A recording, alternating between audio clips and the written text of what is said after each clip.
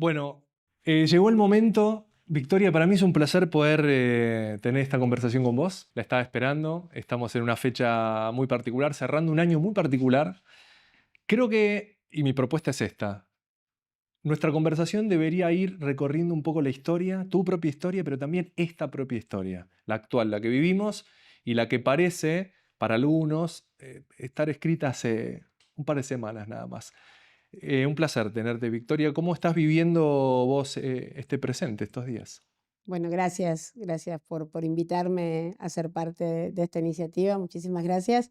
Y bueno, creo que como todos y todas los que tenemos alguna fibra de sensibilidad y de humanidad, en un momento muy particular de nuestra historia, donde pareciera que todo lo que nos llevó tanto tiempo construir corre un riesgo real de perderse, ¿no? Ujú. Bueno, tu historia está atravesada por justamente un concepto muy cotidiano también para estas fechas, que es la memoria, y parece también eso, ¿no? Estamos como transitando una situación particular desde ese punto de vista. O hay una falta de memoria o se está construyendo una realidad a partir de unas ciertas ausencias importantes en el repaso y en ese revisionismo histórico.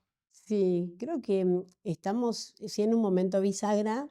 La memoria en nuestro país tiene un rol muy importante, ¿no? Nosotros somos un ejemplo en todo el mundo a partir de lo que fue la última dictadura cívico-militar y la posibilidad de atravesar momentos muy oscuros, muy siniestros, em, generando una organización, una resistencia, una lucha que iba que iba a llegar también para cambiar las formas de lucha, ¿no? A veces creo que lo más difícil de este tiempo, que es lo que nos pasa hasta generacionalmente, ¿no? Que de repente, hace algunos años, llegó una nueva forma de compartir o de construir una especie de comunidad, ¿no? En la virtualidad, las redes sociales, los teléfonos que tenemos todos. Y ahí el legado de nuestra historia, digamos, esos primeros tiempos, esas resistencias, esas rebeldías, esa solidaridad, eh, es muy difícil a veces de sintetizar y transmitir con la inmediatez que te exigen las redes sociales o hasta con los pocos caracteres que tiene que tener un mensaje. Entonces hay que repensar y repasar nuestra propia historia. Si, bueno, son fechas especiales. Ujú. ¿Por qué? Porque bueno, hay una fecha internacional que tiene que ver con la lucha por los derechos humanos, el Día Internacional de los Derechos Humanos, pero también en nuestro país de la mano de la recuperación de la democracia que venía a sacarnos de esa oscuridad y donde también la memoria y los organismos hicieron posible una resistencia que después permitiría todo lo que vino con los avances y los retrocesos, ¿no? De Alfonsín, el juicio a las juntas, la verdad sobre esa historia, si querés, el freno a la impunidad que se pensaba iba a suceder, las presiones de las Fuerzas Armadas, las leyes de impunidad, después el retroceso, los indultos, también cómo hacemos para contextualizar, ¿no? A veces con los más jóvenes, pensar en el coraje, es decir, yo no soy radical, pero hay una realidad. Alfonsín tomó la decisión de avanzar en el juicio a las juntas y eso es algo que es muy importante poder rescatar, porque para las nuevas generaciones es muy difícil entender qué era lo que pasaba en ese tiempo. No, yo crecí en un cuartel y nosotros llegaba diciembre y las familias militares, la familia castrense, nos juntábamos a una mesa y vos percibías, a mí lo que me pasaba era chiquita, ¿no? Pero la sensación era, ¿viste? Cuando te vas a ir de vacaciones o están llegando los reyes, hay algo cuando uno es niño que sabe que es bueno y que va a llegar. Bueno, eso vivíamos nosotros cada diciembre porque volvíamos, los militares volvíamos a hacernos cargo de la Argentina, papá volvía, papá mi apropiador, yo estoy apropiada, a ser parte de esa otra Argentina. Entonces, cuando vos hablas con los jóvenes e intentás contarles que eso era una realidad, que la posibilidad de un nuevo golpe, la fuerza que tenían todavía las Fuerzas Armadas, la presión sobre la impunidad, lamentablemente, ¿no? Las leyes que que lo avalaron, los indultos, después la decisión del expresidente Kirchner de terminar con esa historia de impunidad y reconstruir la Argentina basándose en el legado de la memoria, la verdad y la justicia como pilares de la reconstrucción de una Argentina que se considere capaz de, donde hubo tanto daño, resignificar la importancia de los derechos y la memoria, los derechos de las mujeres, de la diversidad, de los adultos Sí, sí, mayores, claro. de las infancias. Digo, y ahí se abre un abanico hermoso que no sería posible si no estuviera eso como base. Sí, sí, por Entonces, supuesto. en este presente, todo eso vuelve a interpelarnos porque está en riesgo. Sí, es un momento complejo.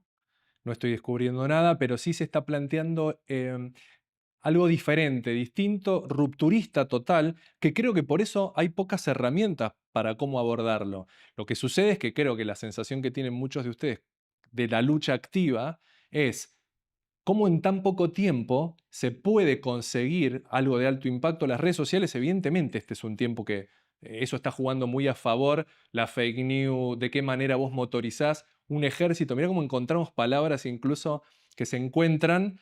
eh, pero pensaba en esto también que decís de el sentido de pertenencia, ¿no? Hay algo que está claro y es innegable. En su momento tu propia historia te llevó a tener la mitad de tu vida o una de tus tantas vidas involucrada con eso. Hoy y en esta lucha que no claudica, mucho menos ahora, me parece, también, digo, plantear un mapa hacia dónde también y cómo volver, porque la sensación que yo tengo particular es, se construyó, se hizo, se luchó, se venía manteniendo algo en un mismo discurso, en un mismo lenguaje, pero ahora se rompió todo, se pateó el tablero. ¿Cómo es volver a comunicar, a ser conscientes también de que esa historia no queda en un fílmico de archivo?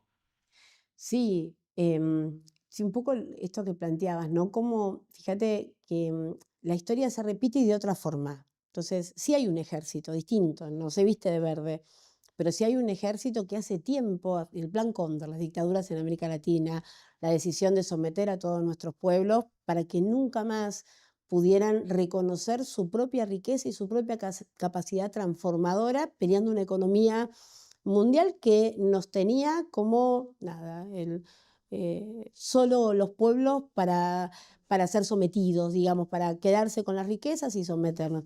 Y ahí se instala el Plan Cóndor en toda América Latina, ¿no? Estas dictaduras que cambian de nombre, pero nada, Sí, la sí, era un misma plan lógica, sistemático. totalmente, en toda América Latina. Eh, y ahí nosotros también, digo, como un poco esto que se nos viene a plantear en este tiempo, ¿no? La mía es una historia de un montón de historias de bebés que fuimos robados, que fuimos arrancados de nuestras cunas, otros arrancados del vientre de sus madres, apropiados, digamos, si querés, en América Latina, la desaparición de personas, la desaparición, bueno, la persecución política, fue calcado. La única diferencia, y ahí volvemos a este momento, no solo de la Argentina, sino del mundo, el nazismo, cuando vos hablas con los jóvenes, ¿no? A mí me pasa, yo voy a las charlas, bueno, el nazismo lo conocen por los videojuegos. De Franco, de Mussolini, nada. Entonces, cuando vos les preguntás cómo aparece un nieto, ¿no? Como de repente entre millones de personas, las abuelas pasados 40 y pico años dicen, acá está, el bebé que buscábamos, la bebé que buscábamos está acá. Bueno, ¿cómo se llega a ese momento? Hoy te dicen, bueno, el ADN, obvio. Claro, hoy es obvio. Cuando nos robaron de la cuna, no estaba la posibilidad de pensar que la sangre algún día podía probar un vínculo, no estaba. Y ese camino fue posible porque las abuelas resistieron. Pero ahora volvemos a la definición de ese tiempo de la humanidad. Em, los fascismos, Franco, los más, se calcula, de más de 30.000 bebés robados en la dictadura de Franco, y la idea del gen rojo. El psiquiatra que se supone que viene para la Argentina y le instala a la dictadura argentina que había algo en la genética, mi apropiador lo decía siempre, había algo en esos 30.000, que eran los mejores cuadros políticos, sindicales, sociales, estudiantiles, pero se habían desviado del camino. Entonces, ¿por qué no tomar esa genética y hacerla propia con los valores para formatearnos para ese proyecto de país. Entonces, la Argentina es parte del Plan Cóndor, pero nuestros dictadores, tomando la perversión de los fascismos de Europa, instalan este plan sistemático también de apropiación de niños, apropiarlos y trasplantarlos de su origen en un ecosistema que permita que podamos crecer, pero de acuerdo a esos valores, que tomen esa genética, pero que la usen para sus fines. Y ahí cerraba. No sé, en mi caso, yo tengo más vida de María Sol que de Victoria. Vos tenés un documento legal, entre comillas, pero en ese tiempo legal, que dice que soy hija de un coronel del ejército. Y ahí avanza esta idea de instalar no solo la desaparición y el fin de la historia, sino continuar con estos niveles de perversión, que significa ver un bebé que va creciendo cada día que Victoria se levantaba siendo María Sol, el delito se renovaba. Y ahí la lucha de los organismos de derechos humanos, y ahí la particularidad de la Argentina también en este tiempo de la historia, porque hoy lo que nos interpela es la crueldad.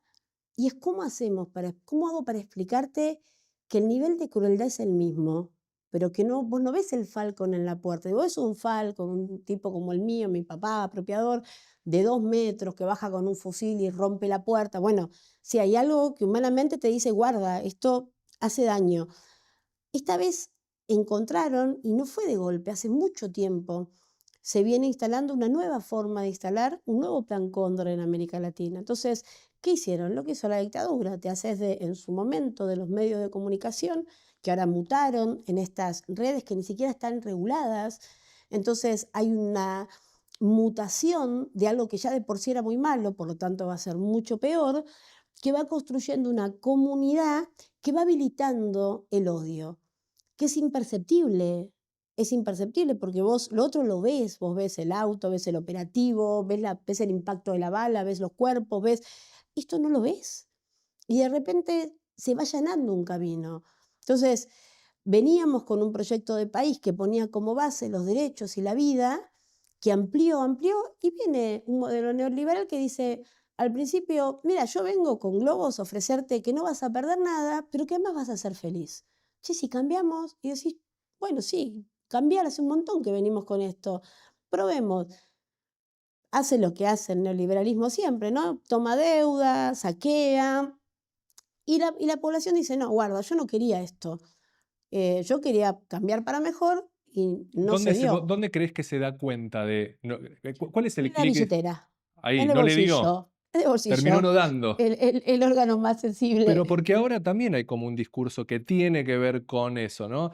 Y incluso es interesante con vos, Victoria, poder repasar y ver desde otra perspectiva. Tu historia está atravesando siempre muchas digamos, tu propio libro, muchas de las entrevistas que te hacen y que te convocan tu propia lucha. Pero también esa visión, a mí me interesa conocer estamos en un universo comunicado de una manera plurilateral.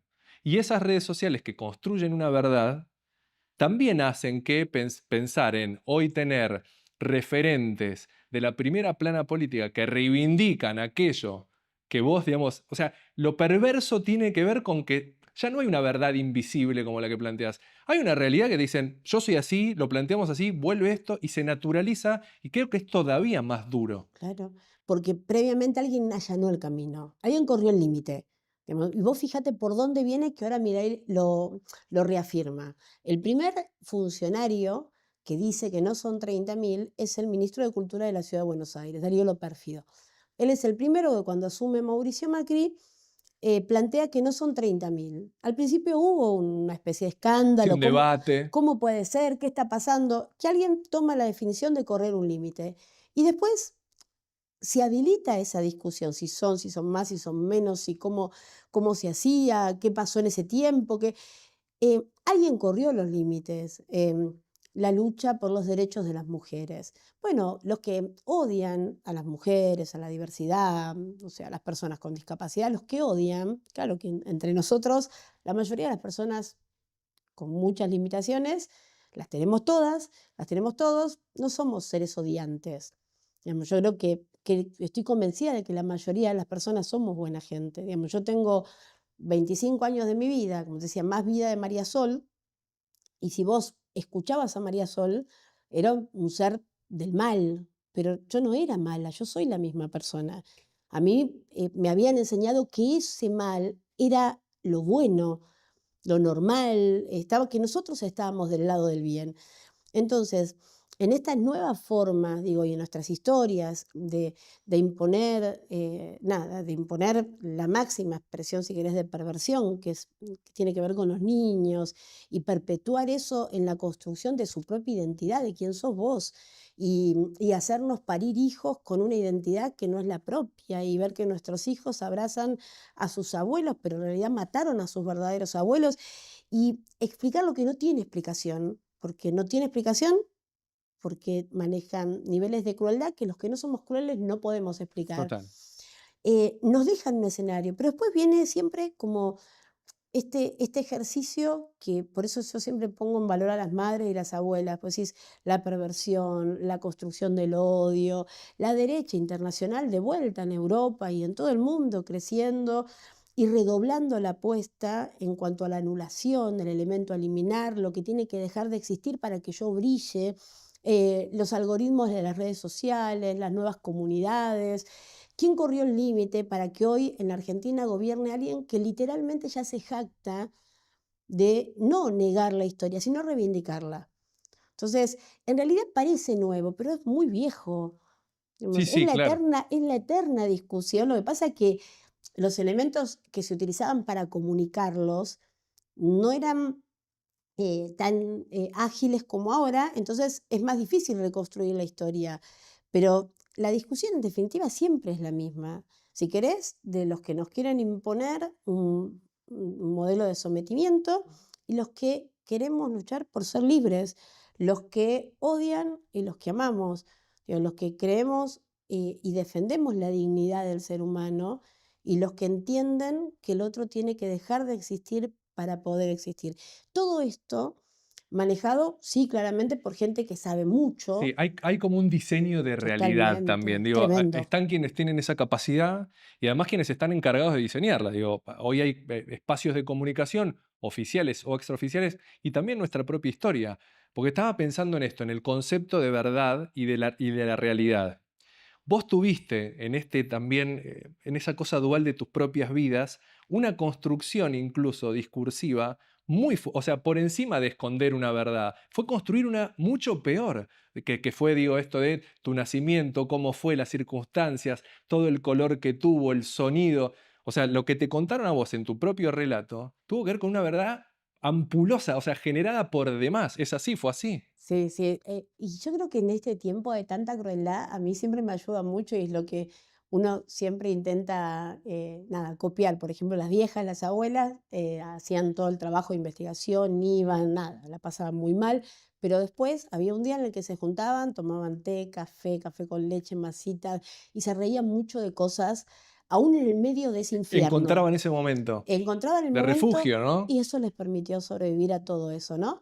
Y yo me río mucho de mi propia, de mi propia tragedia o historia, si querés, porque, claro, yo nací el 31 de enero del 76.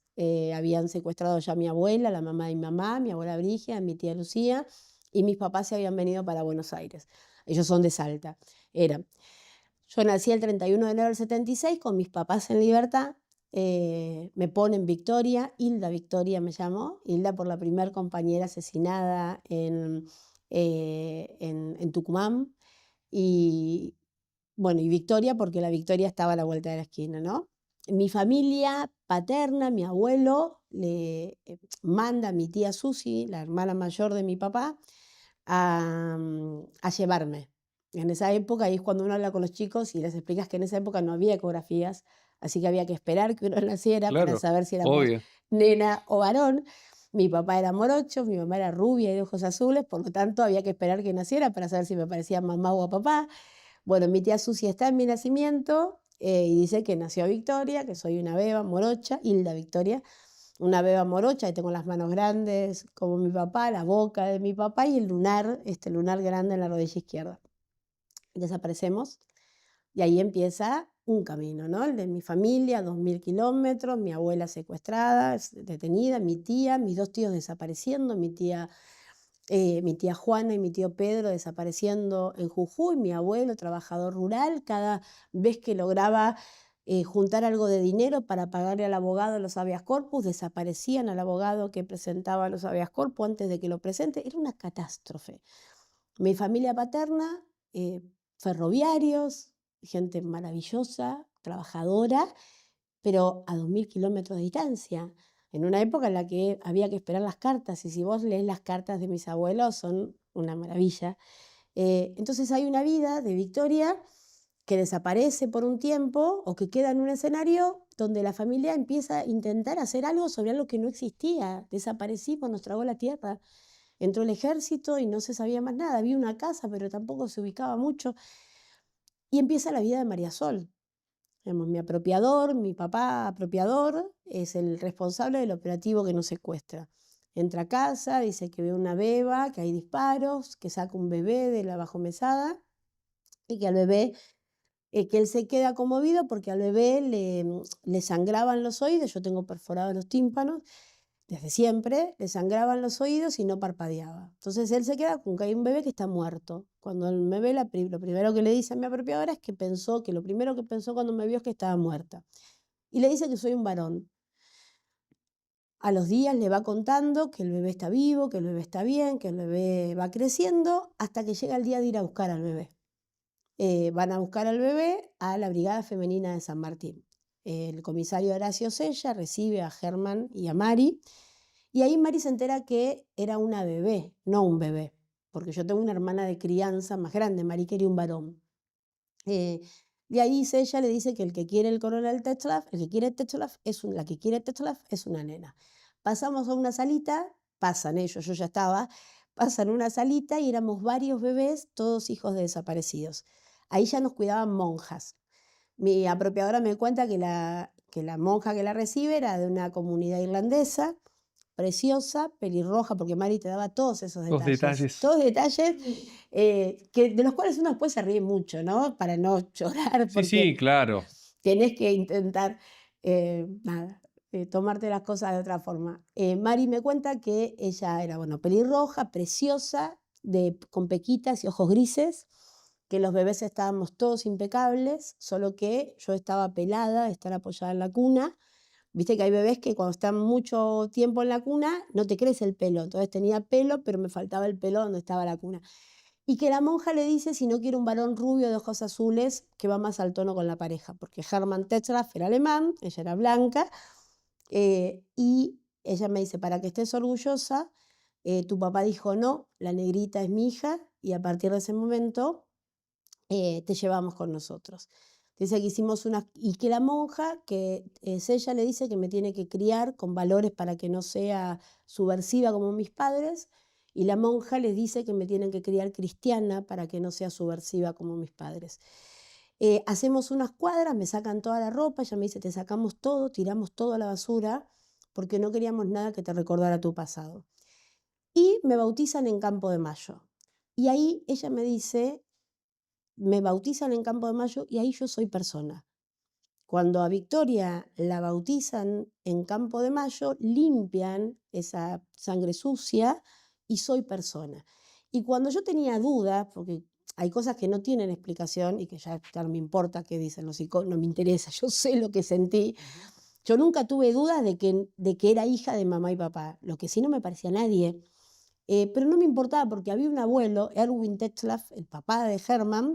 Mari me decía, vos sos igual a tu abuelo Erwin. Y había una sola foto, pues se separó cuando mi apropiador era muy chiquito, de Erwin, que mi abuela guardaba, la mamá de Hermann, mi abuela Luisa, porque toda la vida estuvo enamorada de él, toda la vida, en donde vos ves la foto en blanco y negro y el tipo era tan ario que se ven los ojos turquesa, más o menos, aún en la foto. Yo lo miraba y decía, y ella me decía, es que tu abuelo era alemán del norte, de los moros, por eso vos sos morocha. Entonces cada vez que me pedían apellido, María Sol Tetzlaff, T-T-Z-L-A-F-F. Claro, yo me acuerdo, tengo la imagen del Hospital Militar Central, ¿no? De ir al pediatra. Entonces Tetzlaff y de la señora que levantaba la cabeza y me miraba. No le Entonces, coincidía algo, ¿no? origen alemán, le decía. Y me miraba de nuevo, y yo le decía, alemán del norte. Y la señora me miraba como, pero yo estaba convencidísima. Pero ay, perdón, me fui por la rama. Ahí No, voy está bien. lo que vos me querías, me estabas contando. Bueno, el tema es que yo siempre percibí, llegaba la medianoche, y yo siempre le preguntaba a mi mamá cuando nos quedábamos jugando a los dados, a las cartas, ¿a qué hora nací?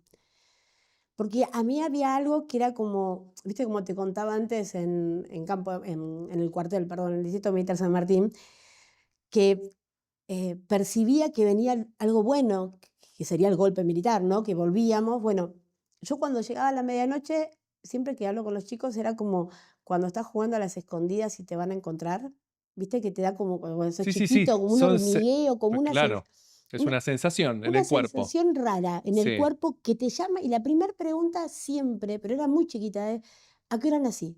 Porque esa sensación solo me llevaba a preguntarle a mi mamá qué hora había nacido. Entonces yo me acuerdo siempre a mamá qué hora nací. Y siempre a medianoche, cuando nos quedábamos, tengo hasta detalles, por ejemplo, jugábamos a los dados o a las cartas y después de las 11:30, 12, cambiaba el clima. Entonces abrías la ventana y soplaba como un viento fresco, que es de ese horario, no es de otro horario. Claro. No es. Entonces, yo necesitaba preguntarle a mamá qué hora había nacido. Y mi mamá siempre tenía la misma respuesta y cada vez era más grande, ¿no? Vos naciste el 28, el 29 de mayo es el Día del Ejército Argentino. Dice, vos naciste el 28 de mayo del 76, en pleno desfile, papá era el abanderado. Entonces, cuando papá pasa, imagínate, uno chiquito, yo crecí en Campo de Mayo, así que sé, y toda mi infancia la viví ahí, entonces conozco los desfiles, los tanques, los caballos. Entonces yo imaginaba papá pasando en pleno desfile militar, abanderado, con una bandera que cada vez era más grande, en el tanque, y los caballos, y los jeeps, y cuando papá pasa, mamá rompe la bolsa. Entonces papá casi baja del tanque con el caballo, porque encima va cambiando, el caballo era blanco, obvio, la envuelve a mamá, y yo casi nací así, envuelta en la bandera argentina, y por horas no nací el día del ejército. Yo estaba predestinada a seguir la carrera militar. Yo tenía, porque por nada, porque me iban a llamar María Soledad, porque me había quedado sola, y me iban a hacer nacer el 29 de mayo. Entonces, Soledad le parece un nombre muy triste para mí, me pusieron María Sol, y me hacen nacer un día antes para que no sea tan obvio. Entonces vos sos chiquita y naciste en ese Era una escenario. épica Vos, total. todo era, todo te llevaba a eso, pero nunca, nunca, nunca terminaba de. Después, bueno, obvio, fui grande, quedó ahí, porque cuando uno deja de ser niño, que en mi caso fue muy temprano, pero cuando uno deja de ser niño es como que hay cosas que ya se van quedando, ¿no? Se quedan atrás.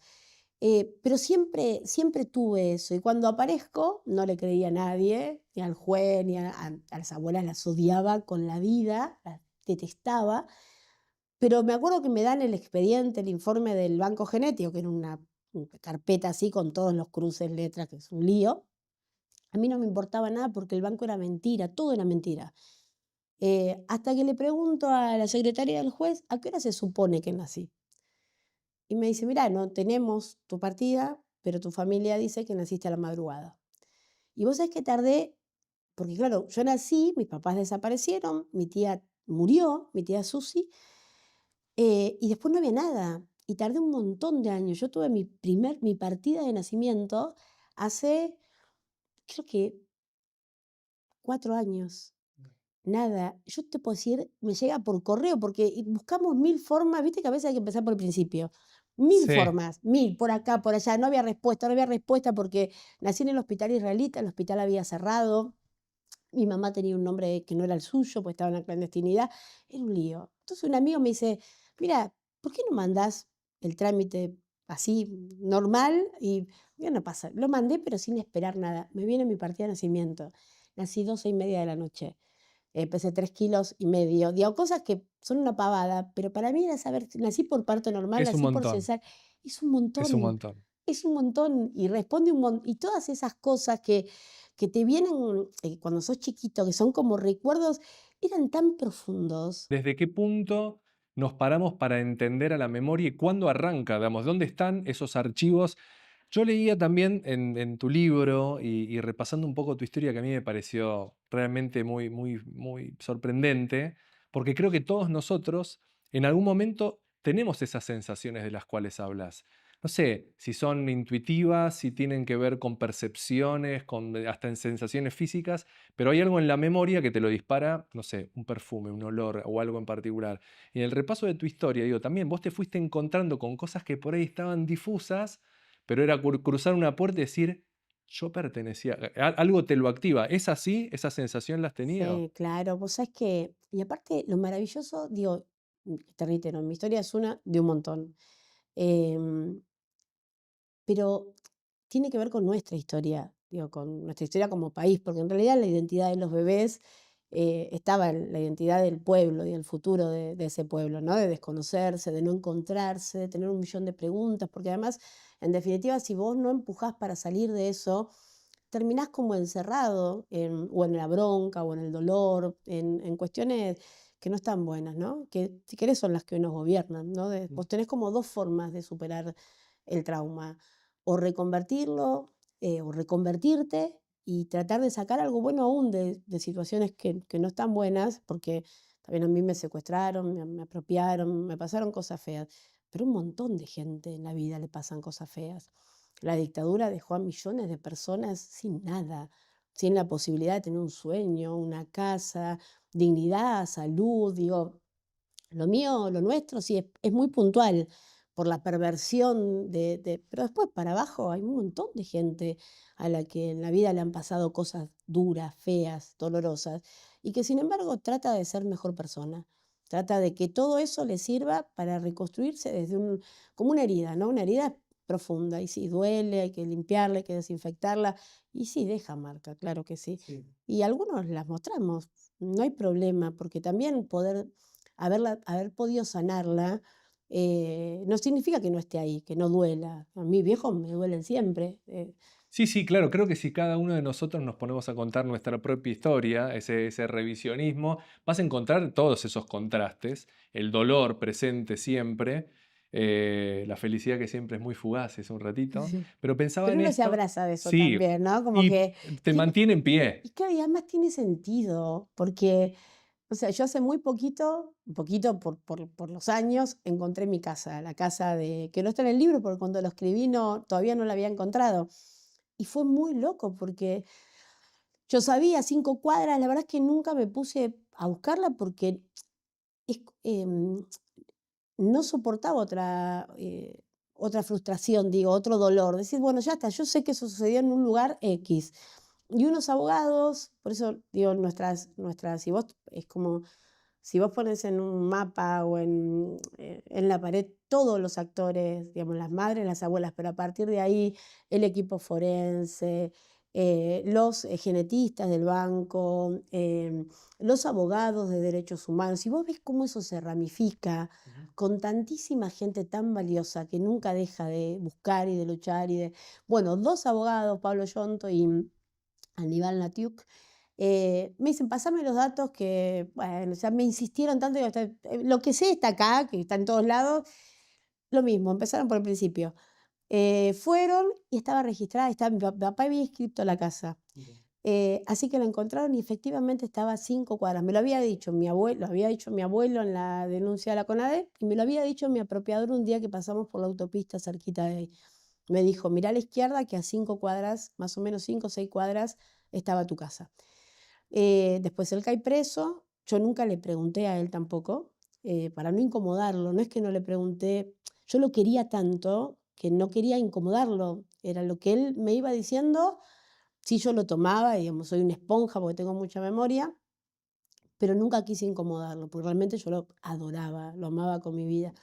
Hace muy poco encuentro mi casa, entonces hay mira, hay una cosa de los olores que no tenía en mi vida de María Sol, no había, es difícil, es como una mezcla es como un olor raro, que es como de letrina, de baño que está afuera, pero yo nunca habité esos lugares. Vos pasás, de chiquita obvio, no sé si alguna toma el tren, pero no era un lugar que yo habitara nunca en mi vida. Entonces, había un olor que no me cerraba. Cuando encuentro la casa, la señora que vive me muestra la foto de la casa, una casa muy humilde, mi familia es muy humilde, y el baño estaba al fondo.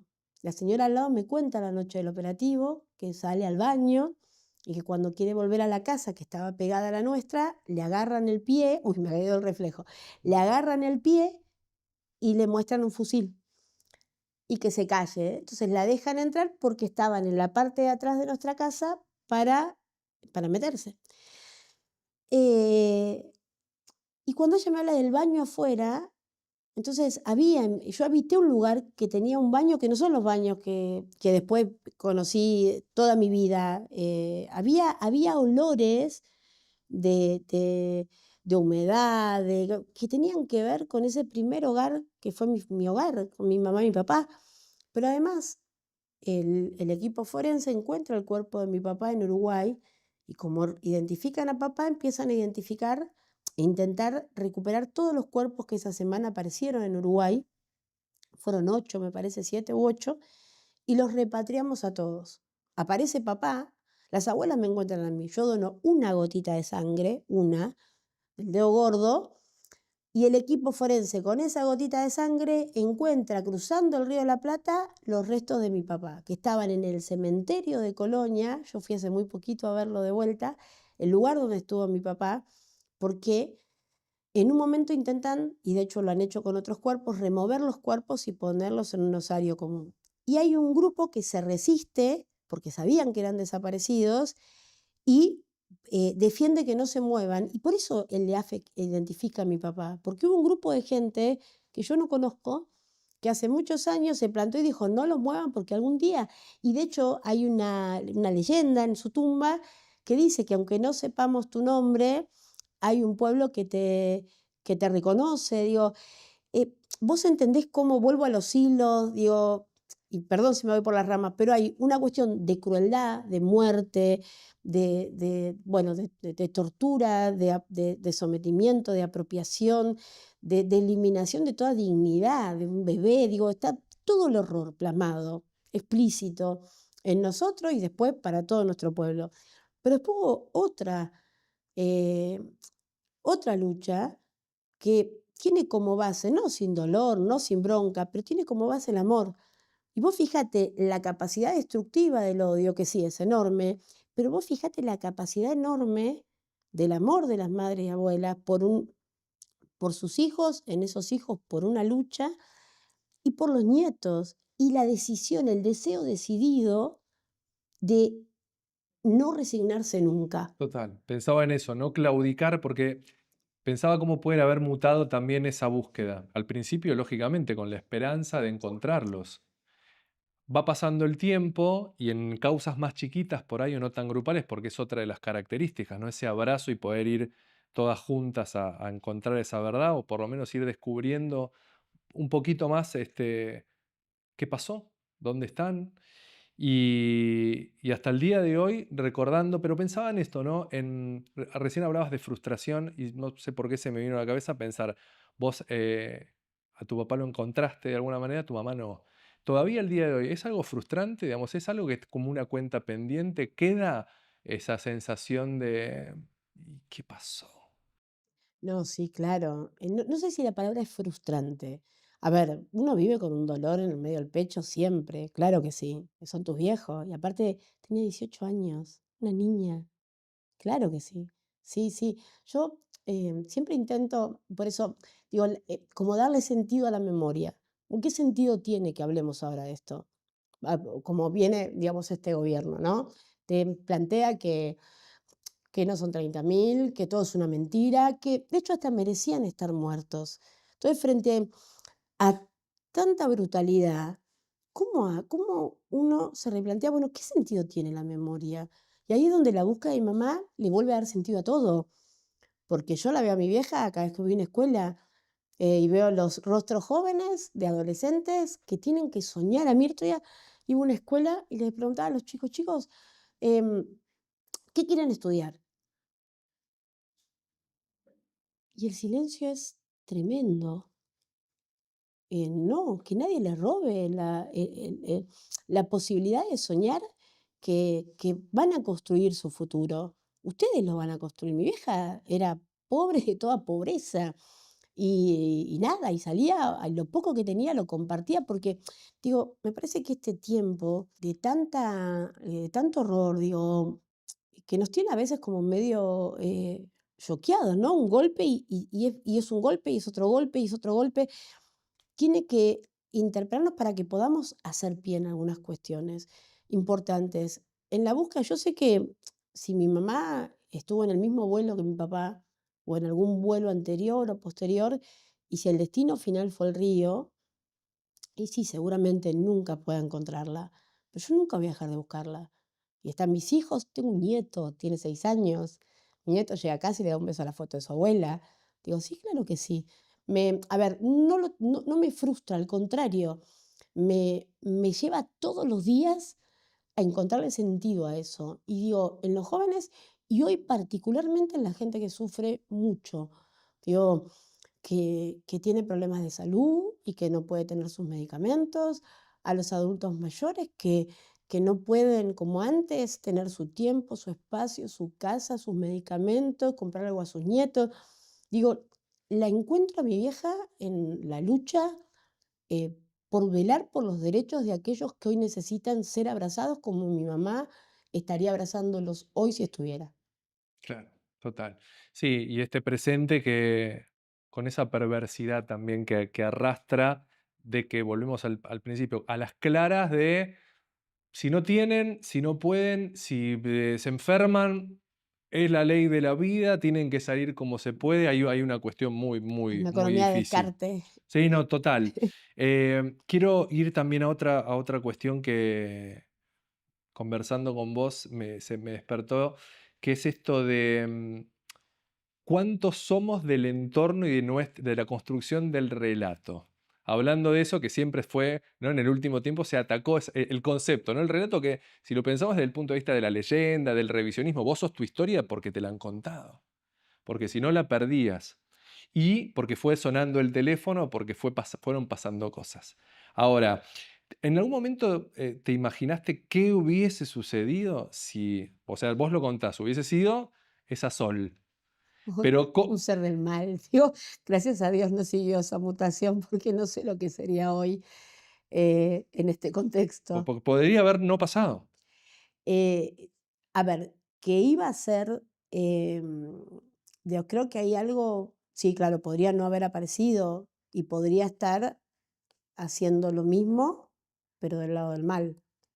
Sí, sí, que pueden Que haber iba a hacer lo presentes así. mismo, que iba a hacer lo mismo, digamos, que iba a luchar por lo que creía justo, sí, siendo María Sol o siendo Victoria. El tema es que si no me hubieran encontrado, estaría hoy del lado del mal y con muchas más herramientas de las que hoy tienen quienes vienen a instalar esta idea. Digo, Sí, yo sí, creo que no, a veces hay que hacer un enorme esfuerzo para no subestimar todo lo que hay detrás de esta política de crueldad, ¿no? Porque a veces uno tiene un comunicador que parece absurdo, que es...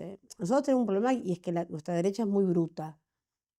Como la mayoría son personas de familias muy ricas, no se esfuerzan por nada, porque nunca nada les costó y tampoco es necesario saber mucho porque son los dueños de todo. Entonces tenemos una derecha muy bruta. Y a veces nos lleva a minimizar o a ver su torpeza para comunicar o para hacer, pero detrás de los que comunican hay gente que sí, claro, sabe hacer mucho daño.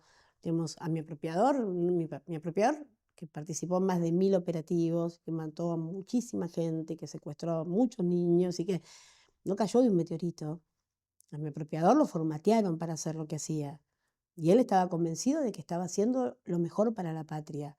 Entonces, nosotros tenemos que poder discutir, y ya ni siquiera solamente, obviamente, nosotros tenemos un proyecto de país y creemos y velamos por nuestra soberanía, pero hoy el mundo está cambiando y hay lo que vos planteás, esta economía de esta política de descarte, entonces hay como un gran ojo. Entonces, viste que a veces decimos de repente, ¿no? Hace un montón que vienen experimentando, ¿no? Con esta idea donde todo se observa, donde todos te observan, donde todos son comunicadores. Entonces, si todos son comunicadores, nadie comunica.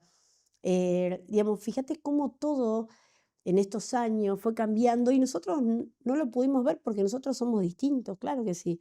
Uno cree en el encuentro, digamos, cuando vos conocés a alguien y hablás, puedes pensar distinto y está bien, pero eso no significa que yo quiera anular tu humanidad, porque no pasa por ahí, porque quizás vos tenías, no sé, una idea, un preconcepto de mí y charlando hay cosas que pueden cambiar. eh, y hoy hay una anulación completa del otro. Hay una política de, te invitan, te convidan todos los días a odiar. Y a veces hasta los que transitamos el odio, lo que vivimos, digo, en los olores que uno percibía, que buscaban respuestas, eh, también, no sé, en mi memoria hay olores que hoy entiendo por el lugar donde se dieron, eh, que son a veces la única forma que tengo de explicarlos. ¿Viste las películas de terror cuando se abre esa puerta? Y bueno, cuando mi papá apropiador salía, yo tengo muy presente Mercedes-Benz, yo era chiquita y me acuerdo que me quedé un montón reventando, ¿viste? Las pelotitas esas Sí, de de aire. aire. Y era, en esa época no había nada, ni celulares, y él me había llevado de Campo de Mayo, nos íbamos al campito, y yo era muy chiquita, y me da no sé, para mí era grande, andás a ver, quizás era más chiquito, pero estuve un ratito, y se me habían terminado todas las pelotitas y papá no venía. Y me acuerdo que yo pensaba, estaba aburrida, hacía calor, cuando venga papá le voy a decir que no me gustó estar tanto, que fue un montón, porque me dijo que iba a ser poco tiempo. Y cuando papá entra, Germán, ¿no? Mi apropiador, me acuerdo que se sienta y lo miro por el espejo retrovisor, no me voy a olvidar nunca de su cara. Estaba rojo y no me voy a olvidar nunca de su olor. No me voy a olvidar nunca de su olor. Olía distinto a todo, olía que me dio tanto miedo porque lo miré y no era mi papá. Y no olía como mi papá. Y me acuerdo que dije, no digas nada, no digas nada. Eso sí es muy loco de mi infancia. Era como una voz siempre que me decía fotografía, Sí. fotografía, fotografía, fotografía, Ah, fotografía. registrá. Era increíble, pero yo te estoy hablando, no recuerdo, de los 3 años. ¿Entendés? Es como, a ver, si era Martelli, yo tenía 3 años. ¿Y cómo me acuerdo? Y lo tengo acá, ¿entendés? Tengo los desfiles, tengo, sacá fotos, sacá fotos, sacá fotos.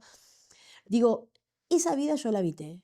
Digo, Claro, claro, claro, nadé claro. entre los reconozco, los vuelo. Yo sé que esa vida no vuelvo nunca más. Pero decime una cosa, Victoria, eso de haber transitado esa vida, de conocer al detalle un montón de cosas, incluso mucho más profundas que otras familias militares que por ahí no estuvieron involucradas, ¿no te da más herramientas a vos para poder encarar algo del orden del diálogo? Para de repente tener una capacidad de entendimiento, no desde el punto de vista de la violencia, de la muerte y de lo más horrible de la humanidad que se ha concretado, sino desde el punto de vista de vos decís, yo entiendo por qué en ese entorno se piensa, se actúa por ese formateo del que hablabas. Ahora, a vos, en esta actualidad y con la lucha que vos llevas adelante, ¿no te da mayores herramientas para poder entrar en un diálogo? Digo, si acá estuviese sentada, en vez de estar sentado yo, estaría Villarruel. ¿Podrías tener un diálogo, un mano a mano y discutir determinados temas?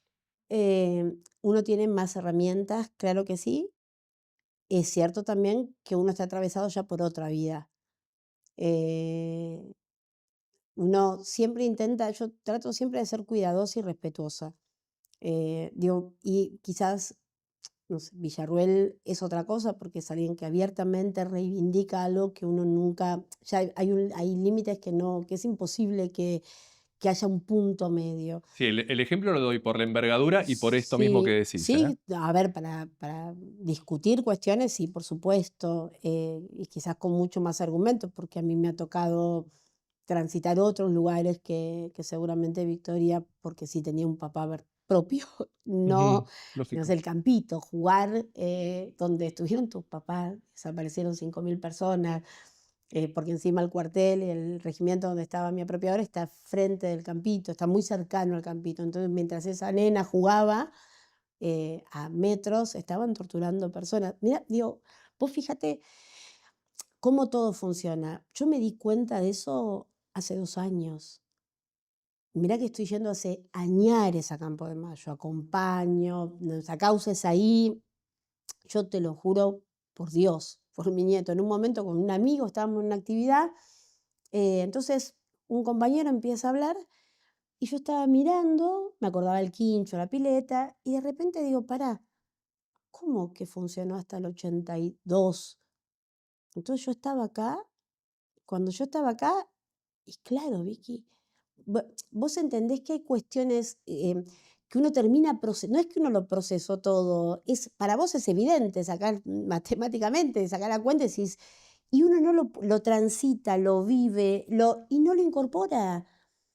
Digo, imagínate nosotros atravesados por semejante historia y semejante ejercicio de reconstruir toda tu vida, tu historia, tu identidad, tu fecha de nacimiento, la verdad de aquella venida al mundo y la verdad de tu origen, o sea, la hija de un coronel del ejército, jefe de todos los cuarteles, a un origen recontra humilde, Sí, de sí, de un luchadores, contraste absoluto. revolucionarios, ¿entendés? Era como María Sol, que era una escuela de monjas, de señorita, Victoria.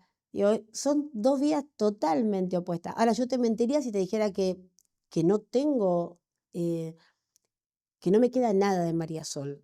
Te mentiría, no sería cierto. Claro que me queda, o sea, la resistencia al dolor, la capacidad de identificar un montón de cuestiones, y ahí tu respuesta. Quizás yo soy Victoria, digamos, mi lugar, mi vida es otra, pero sí aprendí mucho de lo que no quiero para otros. Yo no quiero que todo lo que me hicieron a mí se lo hagan a otros. Digo, la crueldad, el Estado sometiéndote, y por eso yo voy a luchar. Y obviamente uno aprendió a hacer un ejercicio en el que quizás otro rápidamente necesita reaccionar, porque, y ahí me fui por las ramas antes, pero es esto, si nosotros y a nosotros que pudimos renacernos desde una historia tan amorosa, que es la de las madres y las abuelas, ¿no? Tan distinta a todo, tan única, única en el mundo, tan generosa, tan increíble. Digo, y nosotros, digamos, Victoria y tantísimos otros nietos que somos fruto de eso, cuando nacemos, cuando yo digo mi nombre es porque ya entiendo dónde estoy parada y la historia que me permitió pararme en este lugar. Y esa historia me da un montón de anticuerpos. eh, y así todo, cada tanto, hay un primer momento de intentar reaccionar, y ahí sí hay, si querés, el anticuerpo de María Sol, que te dice, guarda, porque ese es el camino del odio. Y en definitiva es a donde nos quieren llevar. Si vos no vas a cambiar, pero con que me odies me alcanza.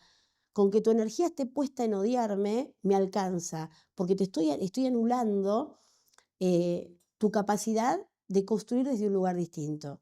Y creo que este tiempo de crueldad lleva a eso. Bueno, listo, odio tu violencia, odio. Y si yo odio, ya está, me ganaste. Pues soy igual que vos, solo que estoy de este lado. Odiar es fácil. Ahora, amar es complejo. Sí, sí, abrazar también, ¿no? Y Claro. quedarse. Creo que ese es el ejercicio de este tiempo, donde todo, la democracia, la participación ciudadana, la lucha de los organismos de derechos humanos, la reconstrucción de la historia, repensar juntos cómo compartimos con las nuevas generaciones, no enojarnos. Digamos, los chicos, si no abrazan esta lucha, algunos, no todos, porque muchísimos sí lo hacen, ¿qué hicimos nosotros para que la entiendan? ¿Cómo se la transmitimos? ¿Qué es lo más valioso de nuestra historia? En definitiva, obvio que el banco genético, el equipo forense, los procesos de justicia, pero en definitiva siempre es lo mismo. Es la capacidad del amor para pelear contra el odio. El odio destruye y el amor construye. Entonces, las abuelas y las madres construyeron caminos que nos llevaron a este presente. Bueno, ¿qué nos dice hoy la historia? Que nos toca a nosotros construir otros caminos, porque ya cambió la forma de transitar. Entonces, los caminos que teníamos son la base para que nosotros podamos construir nuevos caminos. Y creo que ese es el desafío de los derechos humanos, con la memoria como legado siempre, con los 30.000 como bandera, pero después con la capacidad de seguir luchando por todos los derechos humanos que hoy se están vulnerando. Los derechos, cuando un funcionario público dice que la homosexualidad es una desviación, eso habilita a que un montón de personas se sientan con derecho de anular la libertad de un otro niño, niña, adolescente, que alguien no pueda vivir su vida a pleno, no sé, hasta decida quitarse la vida. Digo, nos invitan a un retroceso de Sí, sí, décadas. brutal, Brutal. Entonces, brutal. ¿cómo pensamos? ¿Cómo le volvemos a dar sentido a todo? Entonces, creo que por eso vuelvo. Yo, si puedo transitar, no sin dolor, porque son mis viejos y me duelen todos los días de la vida y me faltan. Pero si uno puede eh, encontrarle sentido a todo esto. Mira, yo cuando encontré los huesos de mi papá, para mí fue tremendo porque mis papás habían muerto la noche del operativo. Entonces, para mí había una guerra, tenía dos papás, uno del ejército argentino, del ejército revolucionario del pueblo. Los dos demonios se enfrentaron, mis papás murieron, mi otro papá me crió, entramos en guerra para ganar la paz y yo transitaba esa vida como podía, pero me servía en ese tiempo, porque entonces mi papá apropiador no era tan malo, hubo una guerra pobre. Hasta que encuentro los huesos de mi papá, el equipo forense lo encuentra. Entonces, papá no murió esa noche, a papá lo quebraron, le quebraron los huesos, lo castraron, lo ataron a un bloque de hormigón y lo tiraron vivo desde el río, previamente habiéndose robado a su bebé. Y ni siquiera sé lo que le han hecho a mi mamá, una criatura preciosa de 18 años. Ni me quiero imaginar lo que le han hecho a mi madre. Cuando tengo los huesos de papá, mi nene tiene 20 años. Entonces, son los huesos de mi papá, pero es mi nene. Es tu papá, porque es tu papá, pero vos tenés a tu nene con los huesos igual de grandes que él. Entonces, hay algo que no podés entender. Esto que te decía de la fecha, no lo puedo entender. No puedo entender cómo no los cuidé. Si, bueno, hoy lo decís, bueno, tenías 13 días. No importa, yo tengo 40 y pico de años y ellos son chiquitos. Cuando vos te encontrás con ellos, con sus huesos, eh, hay cosas que no, porque no se puede explicar. Y vos sabés que, y ahora voy a lo que te quería decir, yo no podía soportar, no podía, era como, era imposible de soportar, era un dolor en el pecho que me sofocaba, era como, ¿viste Aliens? La película bueno, era algo así, pero era el dolor, porque era algo adentro que sentía que golpeaba y yo no podía, no tenía, porque todo se derrumbaba. Me acuerdo, decía, mi papá me mintió, claro, me mintió toda la... ¿Entendés cómo el cerebro, cómo la mente no puede, te mintió toda la vida? Ya lo sabía, ya era victoria, ya militaba, y sin embargo, esa mentira venía a, a, a, a cambiarlo todo. Sí, a demoler todo. Todo. Ese cuerpo, esos restos de mi papá venían nada, a romper otro. Y yo me acuerdo que no soportaba más y le pido al padre Carlitos, le digo: "Mira, necesito que bendiga los restos de mi papá". Em, y el padre Carlitos me dice, yo me acuerdo, le pregunto: "¿Cuánto dolor puede aguantar un cuerpo?". Porque para mí era eso. Me dice, digo: "¿Cuánto dolor puede aguantar un cuerpo?". Me acuerdo que me abraza y me dice: "Mira, Vicky, no es la pregunta, es cuánto amor puede aguantar un cuerpo". Y eso me sirvió para entender, para resignificarlo todo. Entonces no me paro en el dolor, me paro en el amor. Creo que este tiempo nos interpela justamente a eso, a enfrentar todo este odio con amor. Bueno, me gustaría cerrar la conversación con vos, Vicky, que en realidad es... y mira, te traté de Vicky. Bueno, nos sentimos cercanos. No es un cierre, sino es una reflexión de lo que hemos estado conversando. Probablemente tengamos la oportunidad de volver a hacerlo, ojalá. Eh, Me quiero agarrar de una frase, una de las sesiones que tuviste durante este año. Yo me había notado esta frase así, dije, no me quiero olvidar de esto, que es, quizás sea tiempo de que la política ponga más el cuerpo. Lo decías con un énfasis, venía también de una situación particular, pero también pensaba en tu propia historia la importancia de los cuerpos, del cuerpo, de poner un cuerpo que tiene entonces otra manera de ver las cosas. Y ese cuerpo por ahí es de un ancla, el amor y dónde pararnos para resistir a este tiempo por ahí tan complejo. Sí, bueno, sí, el tema de los cuerpos también, ¿no? Nos faltan 30.000 cuerpos en esta Argentina que hubieran cambiado sin lugar a dudas la historia y las resistencias, ¿no? Pero creo que en este tiempo de tanta oscuridad, de tanta complejidad, de tanto odio, eh, vos sabés que yo me conmuevo mucho con cosas muy simples, porque si no vos ves lo que pasa todos los días y todo es tan enorme que parece que te paraliza, ¿no? Entonces, frente a tanta monstruosidad, uno no puede hacer nada. Eh, y hay cosas que son muy simples, y a pesar de esta época de individualismo, de crueldad, también está la solidaridad. Digo, hay un montón de personas que todos los días solidariamente, y aún con lo poco que tienen, piensan en otros, cocinan para otros, ayudan, eh, acercan su alimento, acercan un juguete, acercan su compromiso con la vida. Y creo que uno tiene que, obviamente vos tenés un escenario de, si querés, la gente de a pie, que todos los días es víctima, todos somos víctimas, pero quizás con menos eh, herramientas para contextualizar todo, ¿no? El escenario internacional, lo nacional, la política, la economía, pero sí ese instinto humano de decir, che, esto está mal, y yo quiero hacer algo, yo quiero aportar para que esto cambie, yo quiero ser parte de los que resisten la crueldad. Y en ese ser parte de la resistencia a la crueldad es donde los lazos de solidaridad y de amor vuelven a hacerse fuertes. Y creo que es tiempo, obviamente, de la política, de asumir la responsabilidad y de poner el cuerpo y de poner la voz, de que esa voz sea coherente. Digamos, ¿qué es representar hoy a alguien? ¿Qué significa ser representante del pueblo? Eh, ¿Cuántos de los diputados, legisladores, efectivamente son representativos de ese pueblo? ¿Y qué pasó? ¿Cuándo dejaron de representarlos?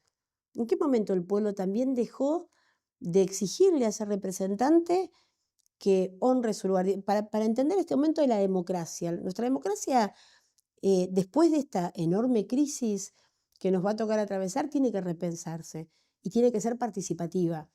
Y tienen que tener lugar los referentes que efectivamente sean representativos de un pueblo que hay una parte que hoy convive y se siente representada por esta crueldad, pero la inmensa mayoría no. Entonces, ¿dónde nos encontramos con la historia, con los 30.000, con la lucha y con el sentido de la vida misma? ¿Por qué tiene sentido mi vida? Además de para, nada, para garantizar cuestiones mismas, ¿qué es lo que le hace especial? Y ahí es donde vos te encontrás con los 30.000. Todo tiene sentido, porque hay un sueño que nos dice que efectivamente hay una victoria a conquistar y esa victoria está cerca. Si nos despertamos a nosotros mismos, si nos damos cuenta de que nosotros somos importantes por chiquitos que seamos, porque en nuestros lugares, el mío es chiquito, circunstancialmente, pero lo más importante y lo más valioso que tenemos es decidir ser protagonistas de nuestra vida, pero pensándola en una construcción colectiva. Y en este tiempo, cada acto de solidaridad, de compromiso con un otro, le da sentido a todo, porque amamos nuestra historia, amamos nuestra patria, y yo la patria la encuentro ahí, en el que tengo al lado, en ese otro al que sí puedo ayudar. Todo el otro me excede, es enorme, pero yo frente al que me invita a mirar para otro lado, decido mirarte y estar al lado tuyo. Y ahí volvemos a la ronda de las madres. Se agarraron del brazo y no sabían lo que iba a pasar, pero sabían, había un deseo decidido de no mirar para otro lado y no dejar de luchar contra una injusticia.